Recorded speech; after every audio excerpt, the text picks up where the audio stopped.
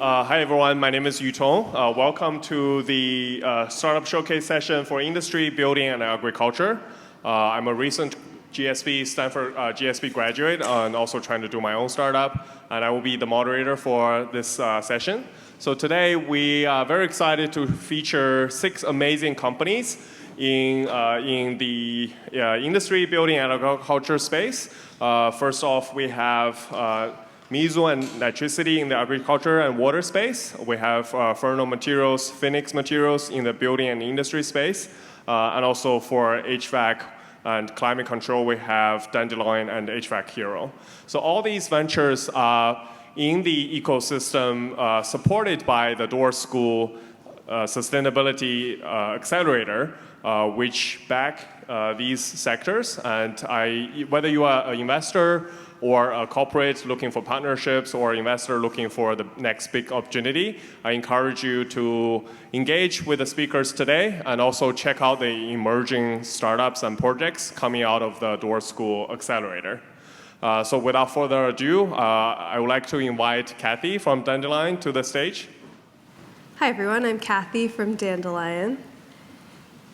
So I think most of us in this room are aware that we're undergoing a transition from fossil-based heating, like natural gas, fuel oil, and propane, to electric heat.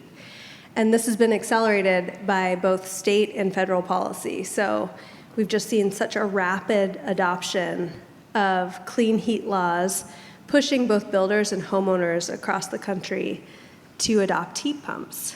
But when most people talk about the heat pump transition, they're really talking about air source heat pumps.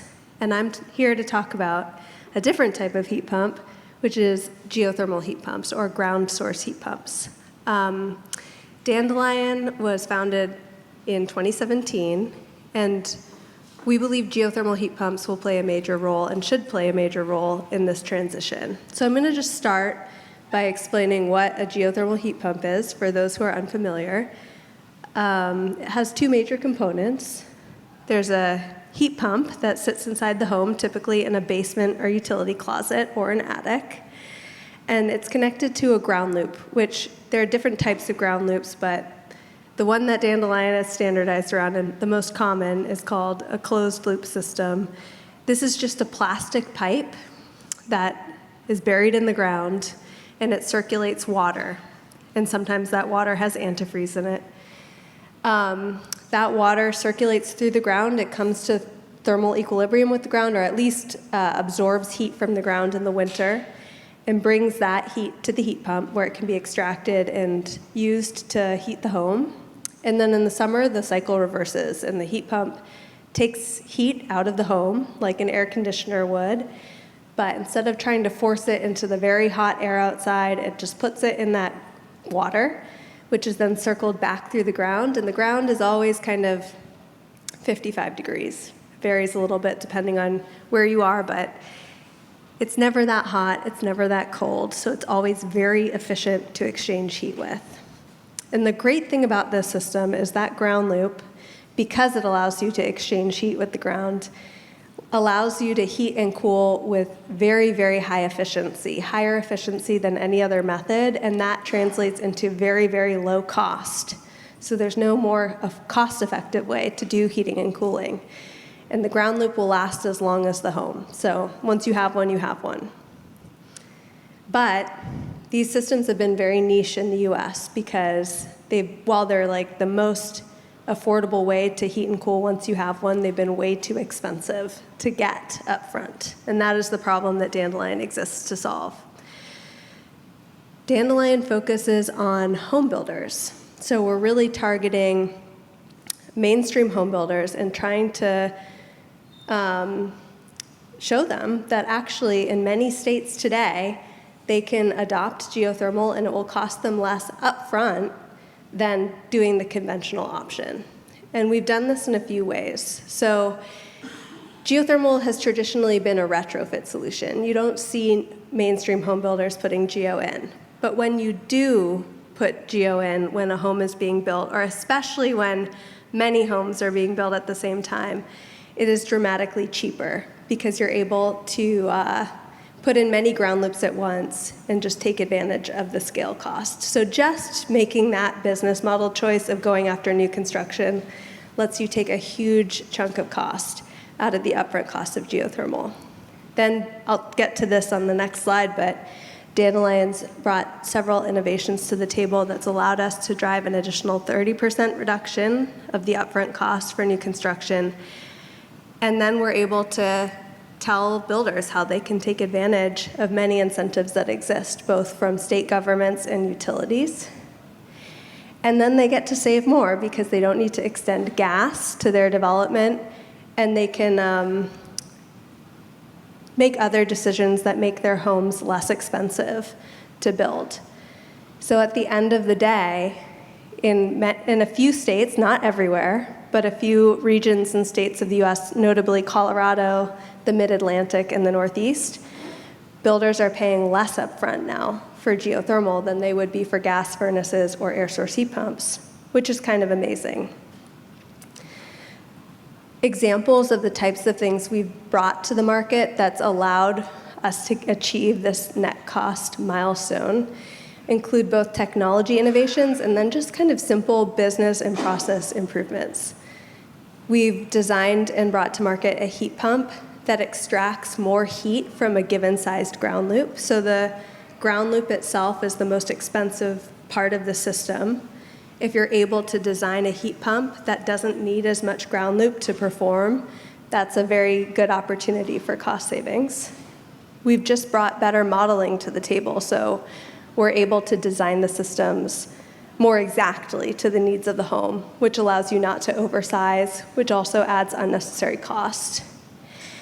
And then honestly, just buying at scale. So doing this work with thousands of systems instead of onesie twosie, which is what our industry is used to doing, allows us to get lower cost equipment. And on the technology side, we've also designed our own version of some of the equipment you need and designed it to be lower cost. So, and then on the business side, we've done simple things that seem kind of maybe obvious, but haven't been standard. So like in the new construction case, the home isn't there yet. So you can just put the ground loop right under the home, right next to where the heat pump will be. And that saves you a bunch of money because then you don't have to work to connect it very much. We've brought our drilling capability in-house. So one of the big limiters to geothermal is there just aren't enough drillers out there who know how to do this. So Dandelion building up our own capability has been critical. And just to give an example of this, we recently won a deal with Lennar, the largest home builder in the United States, to do 1,500 homes, more like 1,700 homes in Colorado before the end of 2026. And if we hadn't had our own in-house drilling capability, we could not have done that because there literally was not enough drilling subs in that market to allow us to do that project, and we know that because we initially tried to do it with subs, and then we could not. And then, of course, as I mentioned, scaled purchasing. So it's many simple things stacked together, but they make a big difference. We used to focus mostly on retrofit, so we would go after homeowners and replace their furnaces with a heat pump, kind of like a rooftop solar style model. But in early 2023, we switched and started focusing on new homes. We've been sort of expanding ever since, but it's been going well. So now we work with Lennar, Toll, and then many other builders.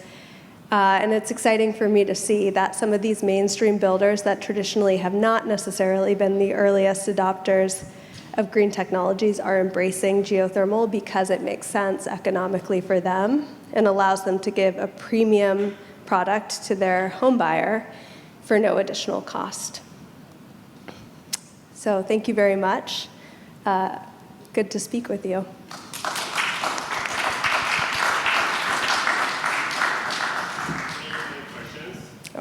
Any questions? How does it compare with solar? Yeah, how does it compare with solar? Well, solar usually, you install solar to provide the electricity to the house, But usually a home isn't heated with electricity. Usually it will be using gas or another fuel. So it's very complementary. And for some homeowners, they like to get both because if you have geothermal, you're usually able to size solar to fully run your system, which is much harder to do with an air source heat pump. And one thing I didn't mention is, in the Lennar case, one of their motivations for adopting geothermal is that they're being pushed in some markets to switch to heat pumps. But in Colorado, for example, if they push people, their homeowners, from gas to air source, their utility bills will double just because of the relative cost of gas and electricity in a heating dominant market. But with geothermal, their customers' bills will go down. So it's very useful, especially in cold climates, and very complementary with solar. I have a quick one. You showed a little picture about the truck and then the device. Is that part of your offering that you build these trucks for the home builders? Or, what's the so offering? when we took on, one of the things that was really hard about building this company is that we needed to tackle so many different kind of very disparate facets of the problem to make it work. And so a few examples. I mentioned we built this heat pump, for example, but we also needed to solve the drilling problem. And because we started in the retrofit market, what was missing in the market was a drill that was small enough to actually fit in a person's yard. So what was being used and what is typically used in geothermal are water well rigs. And they fit in rural yards or in very, very large yards. But it is very hard to fit a truck-mounted water well rig in a typical suburban yard. And so we knew we had to find some solution if we wanted to make this work. So we made a trip to Sweden because the majority of their new construction has geothermal, and a lot of retrofit activity happens there too. It's kind of the world-leading market of geothermal heat pumps. And they were using these very tiny rigs. They could be operated by one person, which is great for cost, and they could fit in small Swedish yards. And you couldn't just take exactly that equipment and bring it to the US because of a lot of details of how Swedish trucks are different than US trucks that now I know way more about than I ever thought I would. But we did tailor the Swedish solution to the US market and bring that equipment over. So while, yes, it is a Dandelion kind of unique offering, it's not something we invented ourselves. We just learned from the Swedes and brought it to market because it was so necessary in order to install in existing homes. Deployments are also very important. So thank you very much. Please give another round of applause for Kathy. Thank you. Next up we have Bruno from HVAC Hero. Hi, everyone. So my name is Bruno Lam. I'm currently a student at the school, Dorr School of Sustainability, but actually also a student at the School of Education. And some of you might be thinking, what the hell is an education student doing at a sustainability conference? And it's got to do with heat pumps. So I'm glad that Kathy warmed us all up with heat pumps, so we all know what that is. And what I'm going to talk about, if I can figure this out, is I'm going to skip through what heat pumps are because we know what that is, mainly focusing on air source heat pumps at the moment. But what I want to discuss is right now, air source heat pumps specifically, but maybe heat pumps in general, we need to get more of them to decarbonize our buildings. Currently, depending on where you look for the sources, it's around 3 to 5% of heating and cooling, and we want to get to a much larger number for our built environments in North America. Heat pump installations are increasing thanks to federal and state incentives, as well as increased awareness from consumers and companies like Dandelion. At the same time, they are slowing down, partially because of the economics, as was discussed earlier. At the same time, reduced federal support and also inflation interest rates not going to help with the adoption of heat pumps. And so when I think about heat pumps, there's kind of at least three cost buckets. First is the equipment itself, the second is the labor, and third is the overhead of the company. We're not going to really tackle the issue with equipments that are also subject to things like tariffs. We're not going to be able to really, or at least HVAC Hero isn't really focused on the overhead component, but what we are focused on is labor. And labor, when it comes to specifically installing heat pumps, there are kind of two components, right? There's the wages paid per hour, and then there's the hours paid, hours required per installation. And there's no way are we suggesting we're going to reduce the pay for installers. So that leaves us with the hours required per installation. Not only per installation, but the hours required for servicing afterwards. Currently, there is a shortage of skilled installers. Based on the heat pump installers I've spoken to, a lot of them are struggling to find skilled installers, experienced installers, and they are looking to recruit from everywhere you can find, high school, community colleges, anywhere. And one of the key issues is getting them up to speed as quickly as possible. So when there's a shortage of skilled laborers, we can see that there will be extra installation hours required, as well as faulty installations just drives up the cost for customers when it comes to servicing leaky heat pumps that aren't actually saving energy or costs. Alarm bells have been ringing on the skills shortage for a while now, and so one question that we might be asking is, well, why aren't heat pump installers properly trained? Tale of two kind of cities or stories here. First, commercial installers in general, there are obviously exceptions to this, but oftentimes they are going through a generally structured program, whether it's through a trade school and then through a formal apprenticeship, and then as they continue down this training program, they become quickly trained to become a team lead. Residential installers, on the other hand, a little bit of a Wild West. The installers that I've worked with, they've recruited kids, kids being teenagers, or folks who are just coming out of high school. They've hired folks who have never really picked up a screwdriver before, and they're coming in as an entry-level installer.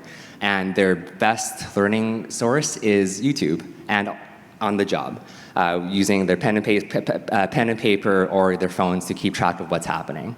So they don't get the opportunity to actually get a lot of reps at the same time, and this takes a lot more longer for them to become a trained technician.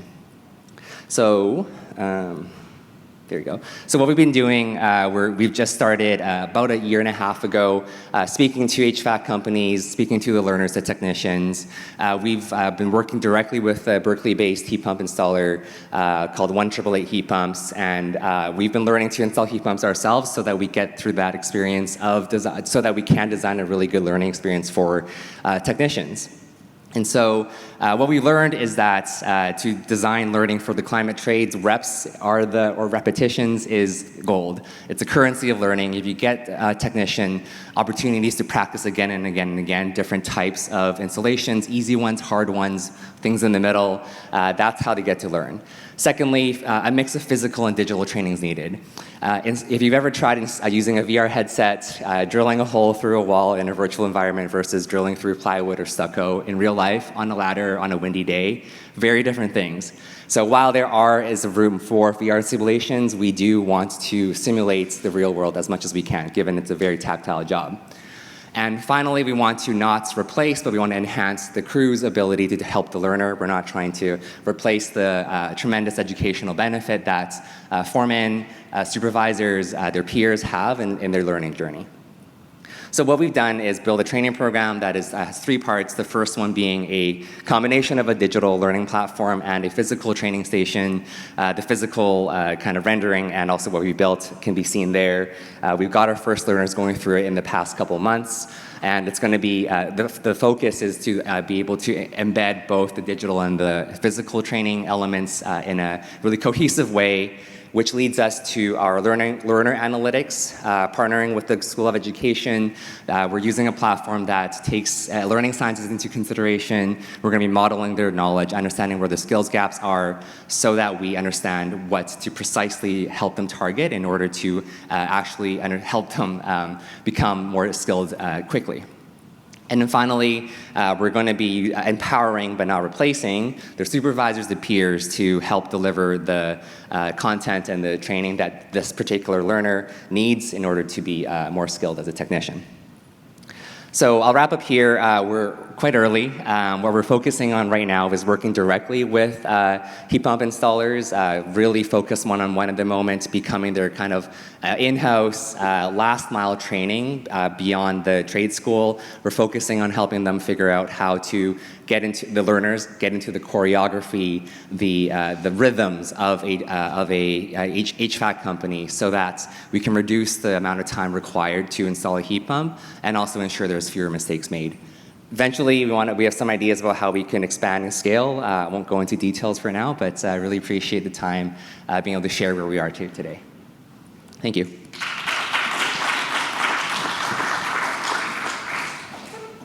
Any questions for Bruno?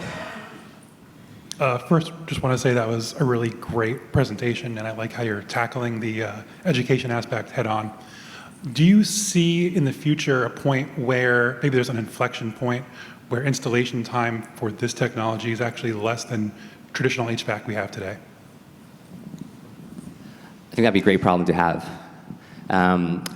At the moment, so when I've been speaking to installers, we had been laser focused on getting them the skills and the concepts specifically about heat pumps and getting them trained on that element. And so what we've learned is that, yes, that is a good chunk of what folks need to learn and what folks need to be able to reduce and reduce their time and become more efficient in. But rather, it's actually the things that are not involved with the actual installation. It's packing the truck, communicating with the customers, ensuring that the door is unlocked or that they have permission to enter. These elements take up, folks have said, at least 50% of all the delays in the time that they experience. And so do I see an inflection point where eventually HVAC installations is actually faster than heat pump installation? I'm not sure. I can't really see through that crystal ball, but at the same time, I do think that we do need to focus not only on those skills, but specifically those kind of soft is maybe not the right word here, but the operational pieces, which will always exist no matter which kind of skilled trade you're in. Thank you. Yes, how does this training that you provide relate to the process for the trade unions? The sheet metal, the pipe fitters, the HVAC trade unions, what is the interplay there? Yeah, absolutely. It's a great question. So right now, residential heat pump installers, at least in California, aren't required to go through a union. They are non-unionized. And so that's where we focused on, because they haven't had the opportunities to go through the training that perhaps union and an apprenticeship would allow them to. Eventually, we get to the point where we're speaking to commercial installers. We've spoken to HVAC installers who are in the commercial space, and they still face the same issues.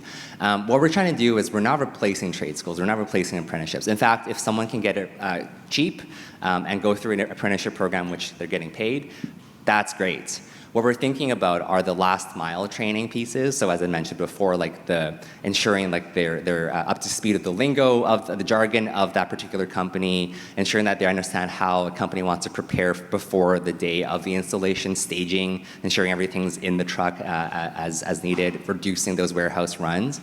That's where we really want to focus on, but we want to enhance kind of the training of union affiliated training, but not necessarily replace it. Okay, please join me in giving a round of applause to Bruno again. Thank you. Next up, we have Nitricity, Nicolas from Nitricity. My name is Nicolas Pinkowski. I'm the CEO and co-founder of Nitricity, Inc. I'm here today to talk about nitrogen fertilizer. And its impact in climate change, and what I believe to be an opportunity to improve efficiency in the nitrogen fertilizer market. Nitricity itself was founded out of my time here when I was a Stanford PhD student. So it's great to be back on campus. Thank you very much for the invitation and for moderating the panel. Nitrogen fertilizer lies in the background of society, yet it is fundamentally important to supporting our global population levels as they stand today. Without nitrogen fertilizer, we could actually only support about a half or even less of our global population.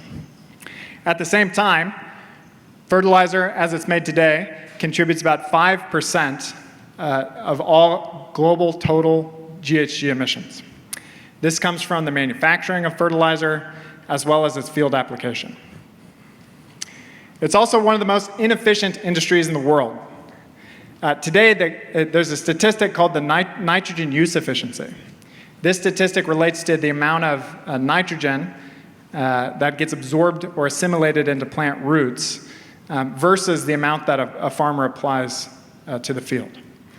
This nitrogen use efficiency worldwide currently stands on average at 35%, which means 65% of every bag of fertilizer that we apply runs off in a ditch on the side of the farm or volatilizes into the air. Imagine that. We're emitting 5% of total global greenhouse gas emissions, yet we're losing the majority of this critical nutrient that supports our global population. Lastly, the nitrogen fertilizer industry, as it is structured today, has problems that go beyond sustainability. Fertilizer itself is one of the most centralized industries in the world. There's about 400 global factories that take nitrogen out of the air and turn it into a tank or a solid form bag of fertilizer. So 400 factories, yet there are 4 billion acres or more of farmland that need this fertilizer. So you can imagine the supply chain, and you can imagine where the costs come of every bag of fertilizer that a farmer supplies. This hyper-centralization of the fertilizer industry leads to severe geopolitical impact on its structure. When shipping was shut down through the Black Sea several years ago, the next growing season led to reduced yields and ultimately 400 to 500 million people around the world going into food insecurity that were not in food security the previous year. To me, this is an unacceptable structure for a global marketplace. It is highly inefficient, and it is leading to a highly vulnerable a food system and a supply chain that provides a very livelihood and supports life around the world. At Nitricity, we try to do things differently. So I want to paint a picture of a different future.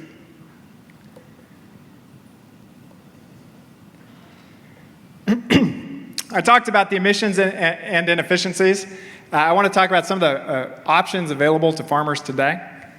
There's a push worldwide to make the same products available on the market today with a green label on them and a green price tag. Often that comes at, green ammonia, for example, the industry standard is it's about 6 times more expensive than traditional ammonia. And that doesn't solve any of the inefficiency problems or the food security problems worldwide. That's not a very inspiring future. There's another large discussion globally about organic and the role of organic in the future of agriculture. However, the biggest criticism of the organic industry is that your yields are lower. You need 30% more land to grow the same amount of yields as a conventional acre of farmland, which means you need to cut down potentially 30% more forest lands or lands that are currently thriving with biodiverse life. And so the organic industry is hamstrung by an inability to get the same amount of yields needed to be economical and practical to scale. Nitricity's model for the new global fertilizer market is based around a breakthrough new technology that our team of Stanford PhDs and engineers and more developed. We take organic biomass, air, water, and renewable power, and we manufacture fertilizer. And we do so in a plant that's in a smaller form factory than existing fertilizer factories today. So imagine a community-level fertilizer manufacturing in factories that cost tens of millions of dollars rather than $1 to $6 billion. Imagine using renewable power rather than 5% of American natural gas plus imported products to make fertilizer. And then lastly, imagine a fertilizer that's made in the community and designed to perform for local farmers and local soil conditions, seeking a nitrogen use efficiency of 90 to 95% instead of 35%, which is the current global average.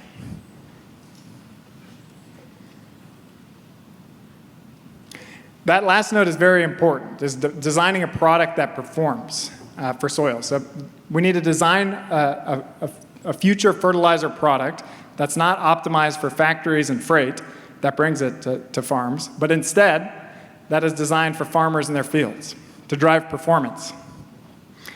Lastly, we like organic. There's a lot of value in the fundamental philosophies of organic, but we need more productivity. We need higher performing organic lands. And so Nitricity's product not only is made with renewable energy, but we're also certified, our fertilizer is certified for organic.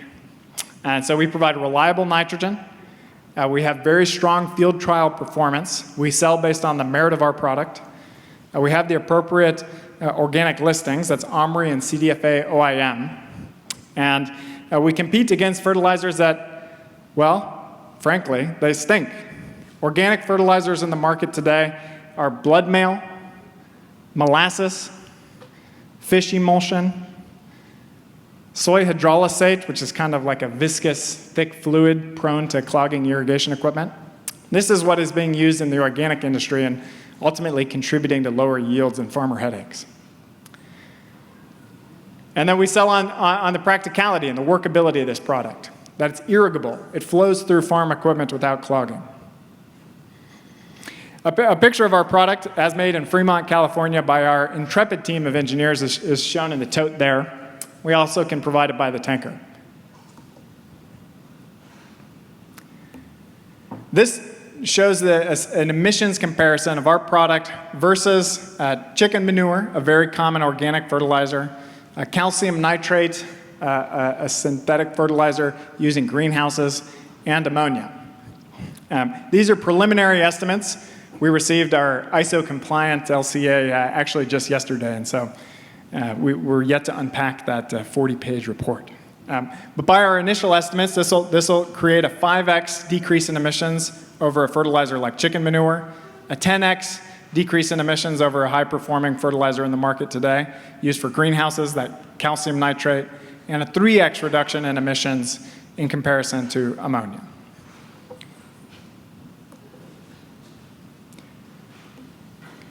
Our team has been working for many years, starting from a backyard in East Palo Alto to where we are today, to make this vision a reality. This is an image of a first-of-a-kind factory that Nitricity is building in Delhi, California, just 10 minutes south of Turlock. We've sold $22 million in fertilizer sales contracts from this facility. We've built a diverse capital stack, including government grant funding, philanthropic capital, debt, and equity. To cover the financing for this. And this will be project-level cash flow positive to prove the concept. The next step is to build more of these and reach company-level cash flow positive in the years to come. While the contracts for this first project are exciting, it's really just a drop in the bucket in comparison to the total market potential for nitrogen fertilizer and a product like this in the market.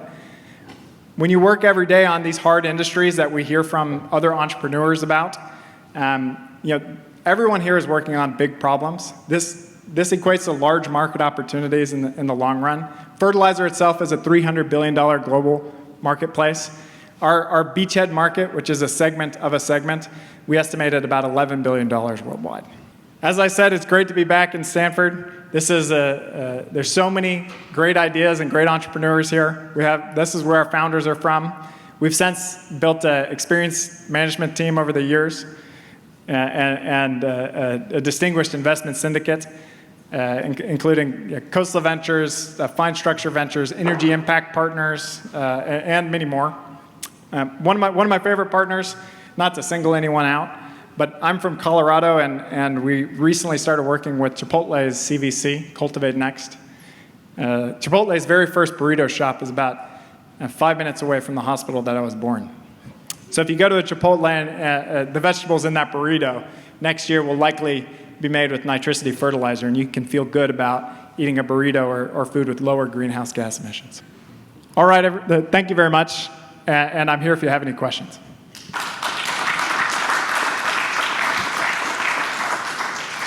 Yeah, any questions?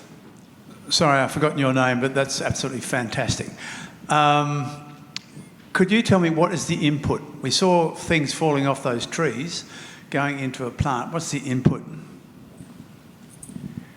Please swing by our booth, where myself and Pranavi on our team has some of these right there. We have organic almond shells, and we purchased them from some local hullers in California Central Valley. These shells are currently a waste stream, or can be used as bedding underneath cattle pens. Are these in-house facilities that you're considering? Because you said it happens in the field. Could you repeat that, please? Are these factories of yours in-house facilities? Are you planning to have them spread close to the farms or things like this? Yes, we'd like to keep manufacturing within 100 miles of the farms that use our product. That way we can design the product for the community and design it for performance in local soils. That being said, we started at Stanford building equipment even more distributed than that, building equipment that was fertilizer production on every farm. Over time, we've learned the value of having team work on equipment right there every day. And so, it's a project that's big enough to have a full-time crew, but still small enough to be located within the community that needs a product. Any other questions I'm happy to take now. Otherwise, please find myself and Pranavi on our team out at the booth, and I'd also be happy to talk to you during any happy hour. Thank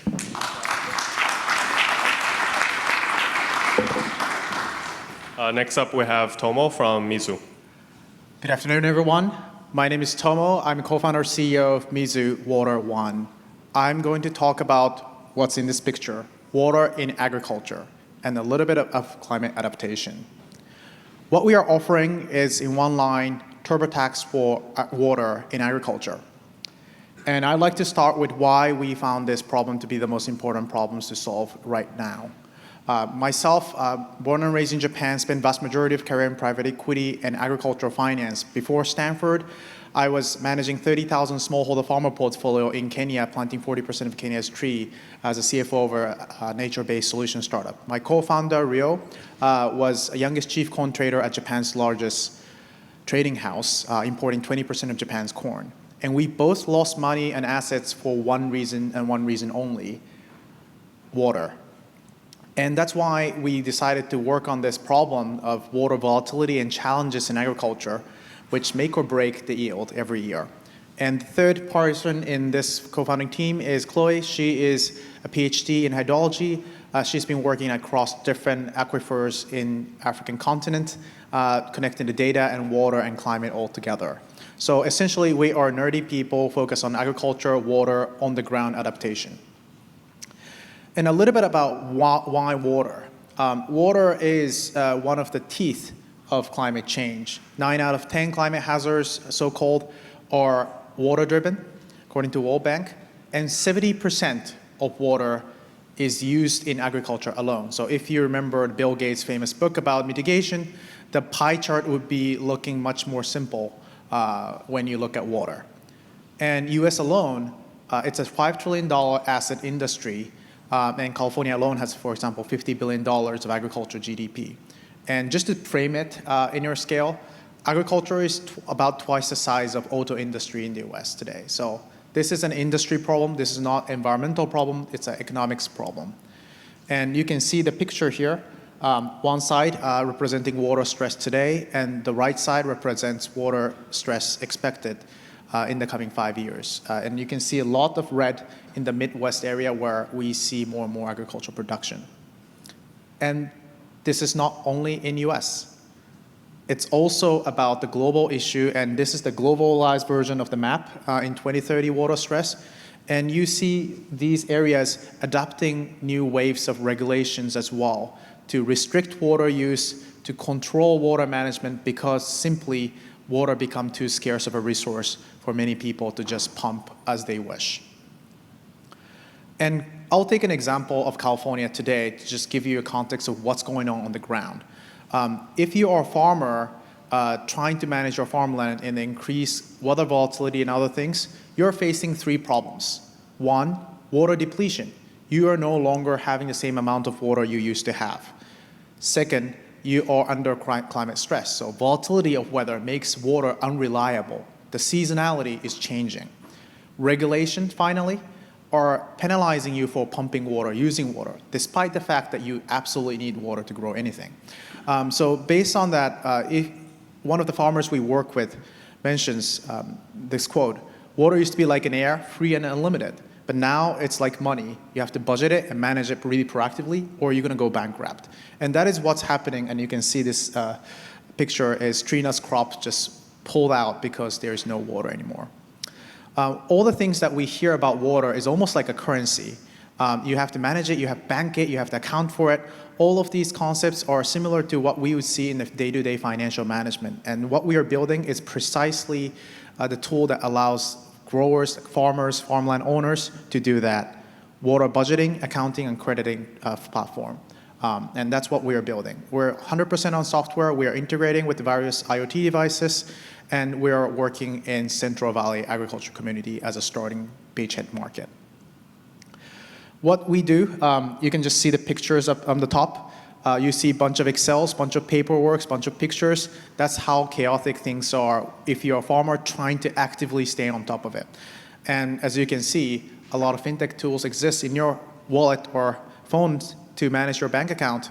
We should just have the same about having the budgets, reporting functions, and if you have excess or shortage, you can do trading and crediting. That is another emerging field in water. We are building a kind of AI-driven tool from your phone and websites, and we are piloting across the Central Valley right now with a first group of growers in partnership with American pistachio growers.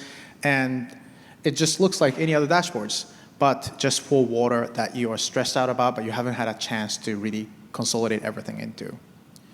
We started with having an AI-built modeling for water budgeting. That was our ground zero. We were advising to one of the largest agricultural lenders or banks about their asset portfolio. And right to this date, we're still advising to some of the largest lenders in the US about these budgeting functions. And we're building and building and building on an infrastructure that allows you to manage everything about water if you are growing any crops.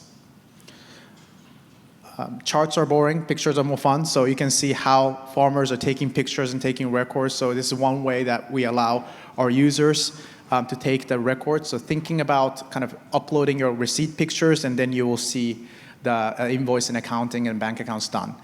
So we are having a user-friendly tools and experimenting in the field. And quickly, we were pulled by a number of industry leaders, such as American Pistachio Growers Association, which is one of the largest tree growers association, to really present and talk about water management. And as we partner with more and more growers, we learn more, and that's how we are building the product out of Stanford. We're well supported by a number of great professors at Stanford as well, Professor Gretchen Daly and Buzz Thompson, as well as experienced food and agriculture organization expert as well. And we are blessed by a number of Stanford programs to just share this journey throughout. So what are we looking at to close?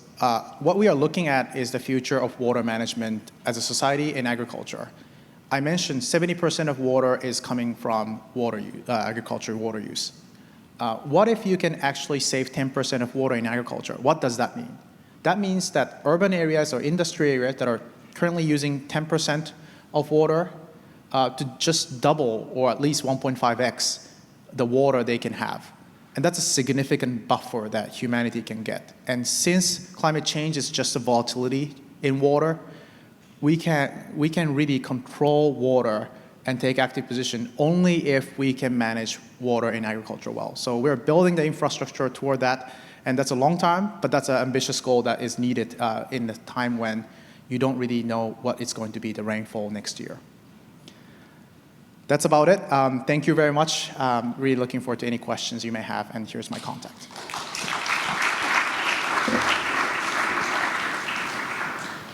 Any questions? Are you guys fundraising? No, we just closed a series pre-seed earlier this year, so we're not looking for money, but we're looking for partners. So if you're interested, let me know. Awesome. What kind of partners? What's your go-to-market strategy? All right. So the partners we're looking for right now is partners who work closely with agriculture community. So if you're a producer, if you know someone who is stressed out about water, we sometimes work with solar companies who are stressed out about water in the same areas. If you know anyone in that Central Valley area stressed out about water, agriculture, tree crops, anything that relates to that, we're really looking to meet. Okay. With that, thank you once again, Tomo, for your presentation. Next up, we have Gurinder from Furno Materials. Hey guys, my name's Gurinder Nagra. I'm the CEO and founder of Furno Materials. Like many of you here, my story started at Stanford. I founded the company in 2020 and have been working on it ever since. So our mission is to standardize, decentralize, and decarbonize cement manufacturing. Right, so we see the problem in the cement industry as being threefold. The first is plant cost, second is infrastructure, and finally carbon emissions. So CO2 is only one component of the challenge that we see in the cement industry itself. So the most recent plant built in the US cost $1.6 billion. The photo is in the top left-hand corner. It took about 8 years to build and also permit, and that was about in 2008, and we have not built a new cement plant since. All the cement plants that are out there today are really designed with this centralized model in mind. The companies that own these cement plants are fundamentally asset owners. They're not technology companies.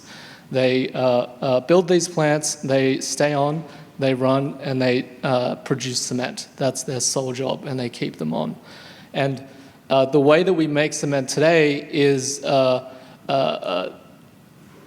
it doesn't really match the way that demand has evolved, which is fundamentally dynamic, and also the regulatory landscape has evolved, which is also dynamic. So cement plants today are not really able to evolve to this shifting nature of the cement industry today. And then finally, cement today accounts for about 8% of global CO2 emissions.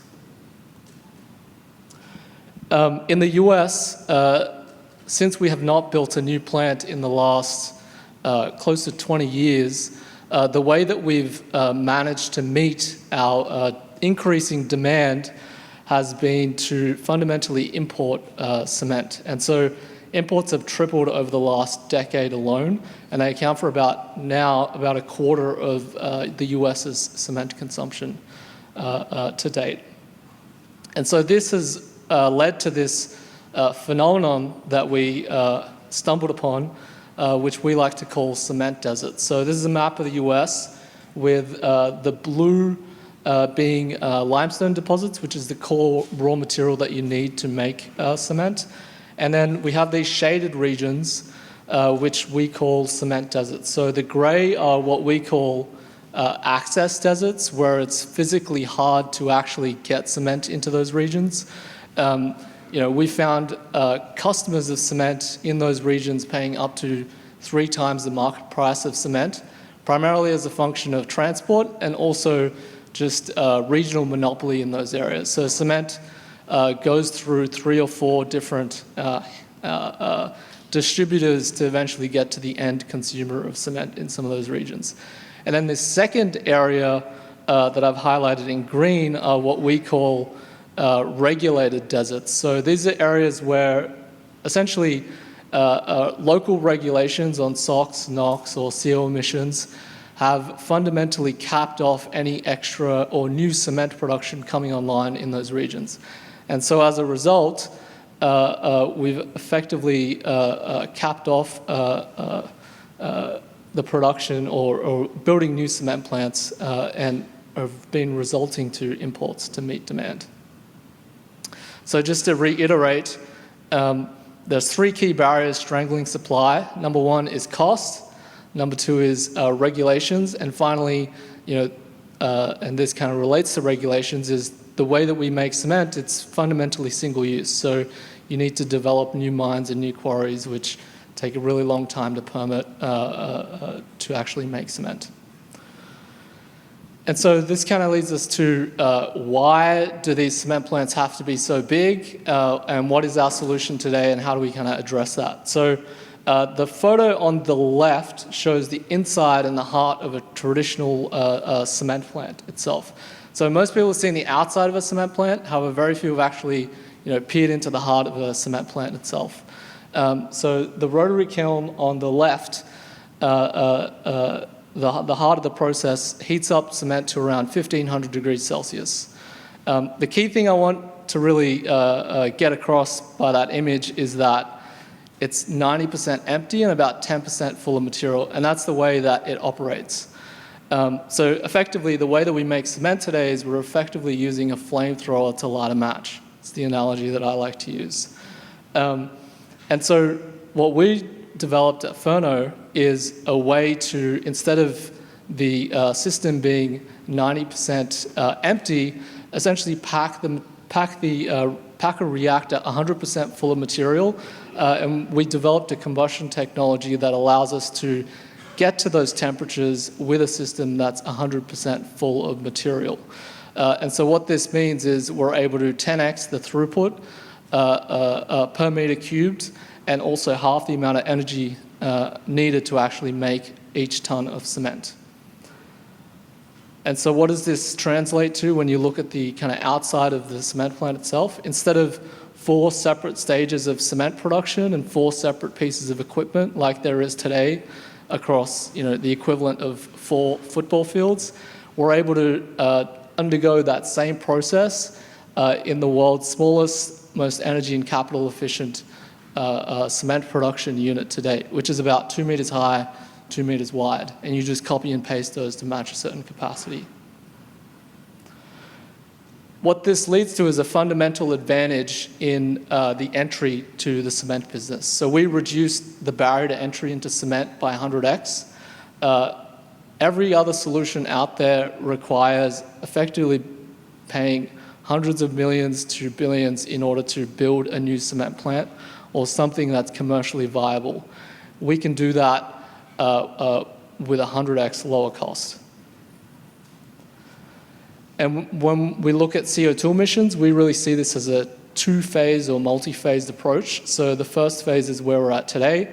We cut emissions by around 50%, and this is primarily with the use of lower carbon fuels like natural gas instead of coal, which is primarily used today, and just building a more energy efficient and better reactor. And also, because we're a smaller scale, we're actually able to leverage what are traditionally today underutilized waste material streams and displace about 60% of the virgin material by that. And the holy grail and phase 2, the way that we get to net zero is effectively improving the amount of waste and circular materials that we're able to use, so recycled concrete, and completely displacing virgin materials to make cement.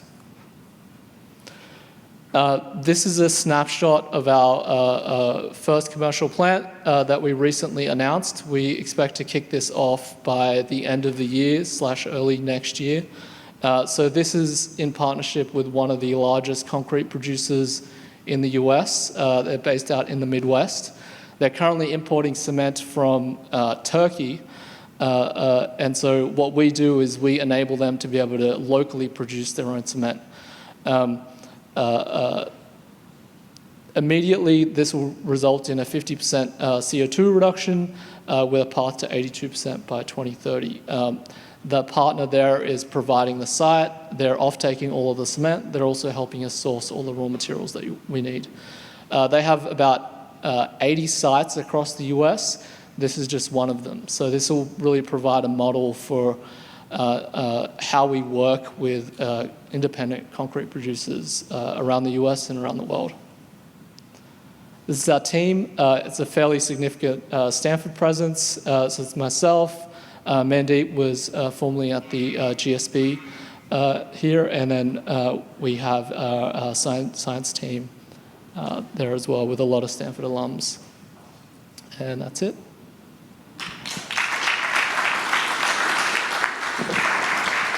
Any questions? Thank you. Fantastic presentation. You mentioned CapEx. OpEx. What's the OpEx comparison? Yeah, so there's it's cheaper. There's a few key areas where we're able to cut costs. Number one is raw materials. Number two is energy. And the other is labor, since we're able to actually share some of the labor by locating at a concrete batch plant. And so there's also electricity cost reductions, because I haven't really mentioned it, but basically we're able to reduce the amount of energy that's required to grind the material because of the quality of the clinker that we produce. So we get around a 20 to 30% OpEx cost reduction. Sorry, just on the inputs as well, you mentioned 60% of the input is recycled. Is that grounded existing cement? And if it is, what's the energy content of that material? Yeah, so 60% recycled waste material. So that is a variety of materials. So it really depends on the chemical composition of that material. It really depends on how much material we can displace. But we've tested on materials from crushed concrete, recycled concrete waste, or the concrete fines, slags from steel plants, to ponded ash, which Krish will talk about, and a few others. Basically, so this project with Ozinga, we were able to identify about 10 different waste streams locally within that area, and we narrowed down 4 waste streams that was able to give us the maximum amount of virgin material displacement, and were the cheapest. In some cases, they were free. We just had to pick them up, and that's how we kind of came to that mixed design. Any other questions? I have a quick one. What's the relationship with your partner? Do you insert your process into their existing one, or you take materials, you make something, and then sell it back to them? Yeah, so at the moment for this first project, and probably for the first few, the way that we're doing it is we're essentially just selling cement. So they provide the raw material, we manufacture, we run the plant, we sell the cement, and then because they have existing silos there at their concrete batch plants, and cement is a key input, it just feeds directly into their silo there. So we actually displace some of the imports that they would otherwise be relying on for that specific plant. Thank you. All right, please give another round of applause to Gurinder.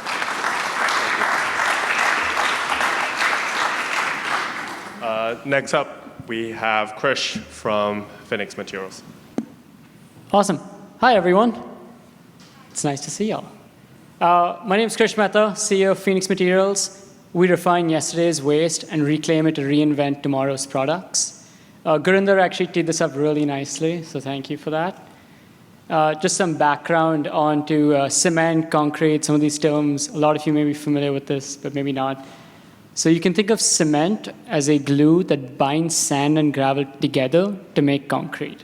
So concrete's the thing that's all around us. Cement is an input into that. Cement also turns out to be both the most expensive and CO2 emitting part of concrete. And that's really where the decarbonization problem lies. Now, one of the ways the industry reduces cement consumption is by using coal ash. So ash from coal power plants can replace up to 30% of cement to create a concrete that's cheaper, higher quality, and lower emissions. The key challenge, however, in the United States and the EU, as coal power plants have been shutting down, there's been an ash shortage.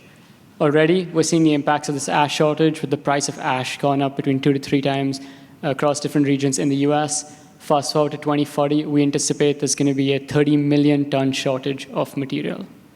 Without this material, concrete consumers use more cement, which again means higher costs.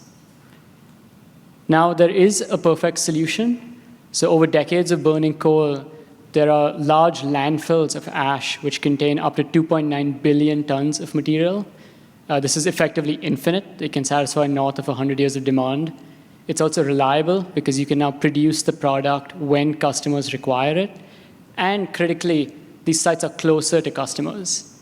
There's 843 landfills and only 219 coal plants. And so mathematically, the logistics cost to transport this material becomes much lower, making this a cheaper source of material for up to 75% of US customers. Now, it's not rocket science to say, on one hand, there's an ash shortage, and on the other, there are giant mountains of ash. There are already folks looking at this space and looking at taking this material. The key challenge and what's prevented the industry from really going all in is the vast majority of these sites contain ash that's effectively inaccessible. About 85% of sites have ash that either contains too much sulfur, too much carbon, or is generally heterogeneous, making it uneconomic to process and use.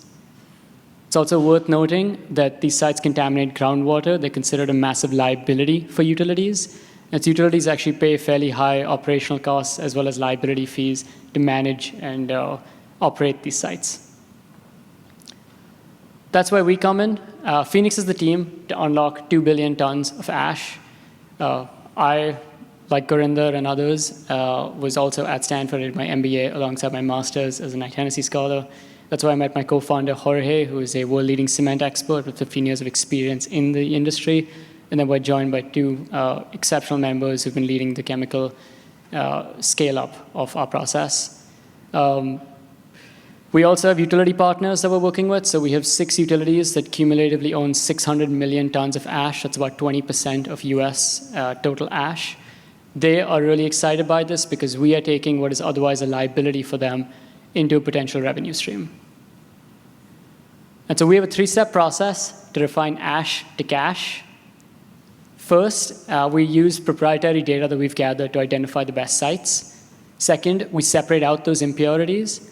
And then third, we sell multiple end products. So we primarily sell the ash into concrete, but we also further refine the impurities, specifically the sulfur, into other value-add products, namely aluminum, agricultural products, and gypsum. So talking more about each, we know the 64 best landfills and the 1,753 customers to target first. These are the ones that require ash most in need and are close enough to a landfill where we can service. We use low-cost equipment to clean the sulfur and carbon from the ash and create the high-quality end products. What's worth noting is most of the equipment we're using is relatively off the shelf, and so it's low cost and easily scalable, critically. And our product works today. So we've already been able to prove that we can take out these impurities and create ASTM-grade ash. This is in partnership with the utilities we've been working with.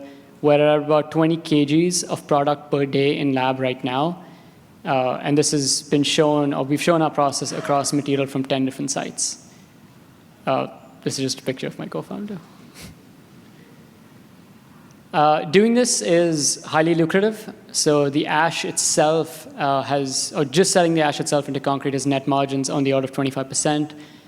With tipping fees from utilities and with some of these other sulfur products, you're talking net margins on the order of 50%. And that's primarily because we are taking a material that no one else can use and creating value that no one else can replicate. So with that, happy to take any questions.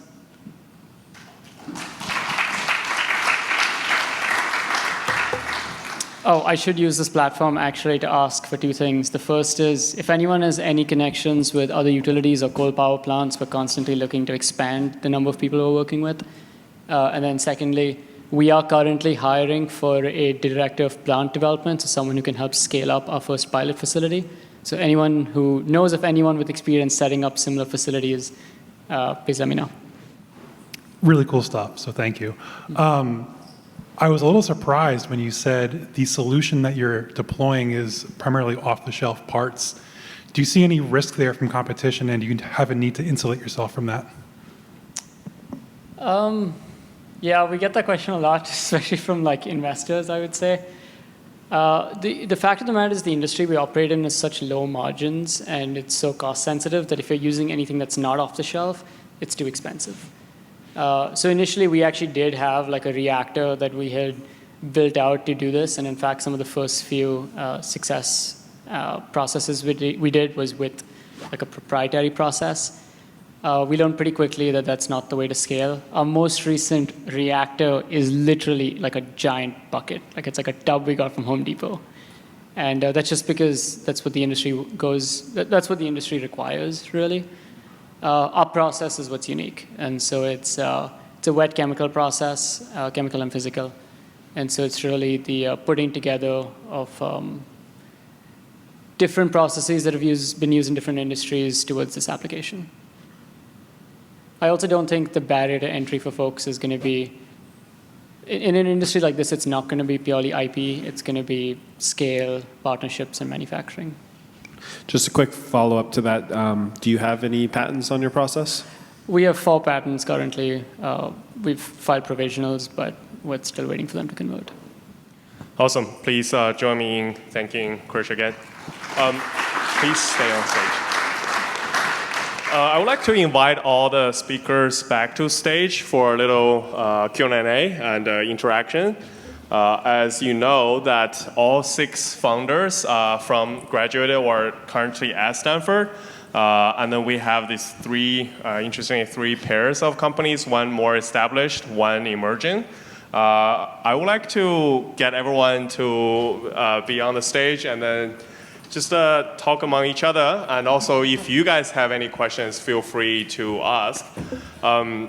Yeah, so I will pose a question for the, I guess, the emerging founders. If you have anything you would like to ask your peers on their experience or something that you would like to get their advice on. So I guess maybe we'll start from Bruno. Yeah. Cool. Well, thanks for giving us the opportunity to speak to everyone here today and for this discussion. So I guess I do have a very specific question about heat pumps, not specifically about the entrepreneurial journey, but curious if you, Kathy, have thought about the labor training issue when it comes to, or this whole domain when it comes to installing geothermal heat pumps. It is one I am quite familiar with and have thought about a lot. I agree with what you said, that it's all about reps in the home. And so a lot of our training takes place on the job. We find that in addition to training, licensing, which is slightly different, is a very big bottleneck for labor, meaning that in many states where we work, you're not allowed to do installations in homes unless you hold specific licenses. And the license getting process can be very difficult and not always related to training. So what we've done in our new construction business is tried to set up the system very carefully so it's very easy for installers with no geothermal experience to be successful. And so I mentioned we put the ground loop right under the home, and then we've had to design the connection between the ground loop and the heat pump very carefully so that basically our North Star is we don't want to ask the installer to have to do anything different than they would already have to do for an air conditioner. So we try to be thoughtful about just making the learning curve as easy as possible. Any other advice you have for people building in this space? Yeah. Well, I really enjoyed listening to your presentations. I felt honored to be among this group, I have to say. I don't know, I feel like I could learn as much from all of you. But yeah, I think one of the things that really resonated with me that you're already doing, so it's not really advice, but I think each presentation, the solution is very practical and focused on the economics of the customer and solve problems beyond the carbon, right? The carbon was a key component, but not the only component. So whether it was for you two taking billion-dollar plants and making them smaller and sort of more local, or solving a real need with water becoming more scarce, or like taking a free waste product and making something valuable. I know for Dandelion, the more we've tried to make capitalism a wind at our back, the more successful we've been. No surprise there, but it was something that I noticed was a common theme. Awesome, thank you. Tomo, do you have any questions for Nicolas or anyone else on the stage? I have a question to Nicolas. Agriculture is notoriously difficult industry to penetrate into from a startup perspective. What are the things you've done and worked really well, and what are the things that you would not advise other fellow ag founders to repeat? We were just talking about this before the presentation, but Tomo and I were both part of this incubator in Central Valley associated with Fresno State called the WET Center, Water, Energy, and Technology Center. And we also have both worked with the same influential farmer in Central Valley, Don Cameron, on Terra Nova Ranch. For me, when we founded Nitricity between 2018 and 2020, I spent a lot of time in Silicon Valley pitching. I spent a lot of time, I carried fertilizer systems into skyscrapers in San Francisco. And the pitch was very challenging and frustrating. But when I started driving down to Fresno every day, we got a lot of traction much quicker because we were in the right community, talking to the right people. So it sounds like you're doing the right thing there. There's another organization in Central Valley. I don't know if you're networked with them. They're called Beam Circular. They have a lot of attention from the governor right now. So that's another good hub that I didn't catch if you were part of or we talked about. Awesome. Yeah, go ahead. Yeah, I got to hear more about how y'all scaled and like set up the pilot, because that's a tough one. Sorry, what was that? The scale. Yeah. I mean, I think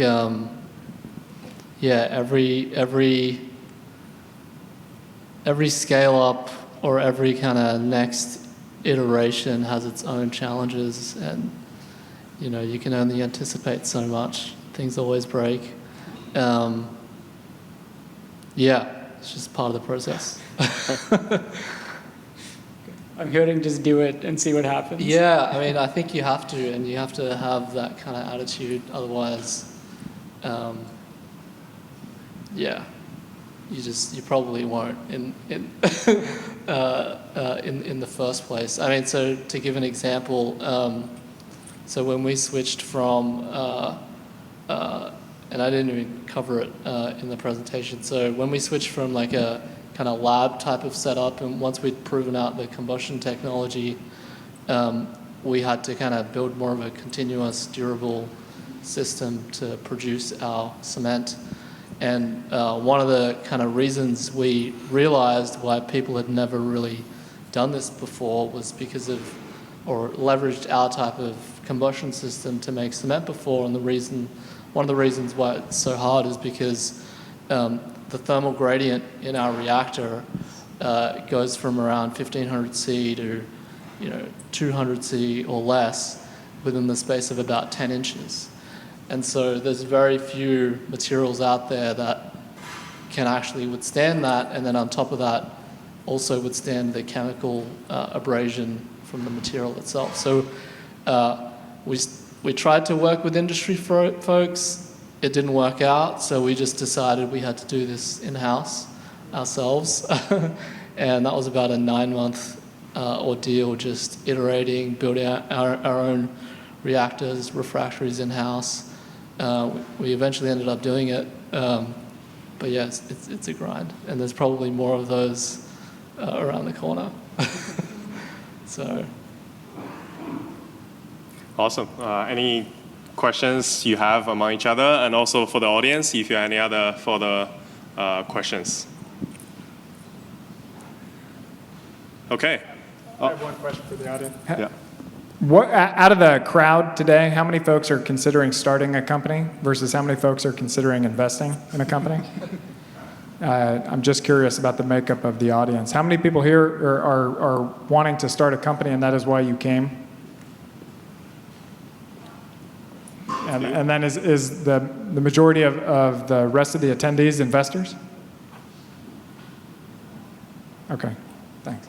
All right, thank you so much for everyone coming today to showcase your startup. And this is why I love this community and the ecosystem. It's great to see the younger companies and also the more established ones. And I'm sure, in building this startup, you come across to each other and then help each other out. And really great to see this strong community coming out of Stanford. So really appreciate the audience as well. And please come again next year and hope to see more familiar faces and also new faces in building in this space. Thank you very much. And also, we'll have the startup showcase session, the expo outside as well. And please continue the conversation. Thank you.